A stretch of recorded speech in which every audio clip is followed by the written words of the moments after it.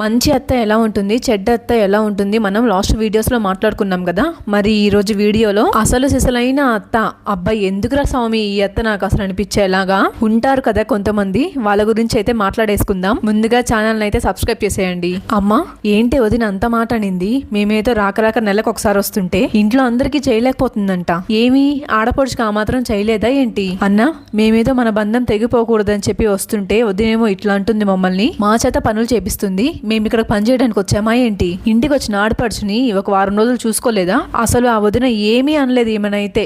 ఇప్పుడు అన్నకి అమ్మకి చాడీలు చెప్పింది కదా, ఇప్పుడు వదిన దగ్గరకు వచ్చి ఏం వదిన అన్ని పనులు నువ్వే చేసుకుంటున్నావు, నాకు చెప్తే నేను కూడా చేస్తాను కదా అని చెప్పి వద్దనకన పనులు చేస్తా ఉంటది. ఆ చాడీలన్నీ విన్న అన్న అమ్మ వచ్చేసి ఇంకా కూతురు పని చేయడం చూసి అమ్మేమో కోడల్ని, హస్బెండ్ ఏమో వైఫ్ ని గ్యాప్ లేకుండా తిడతానే ఉంటారు.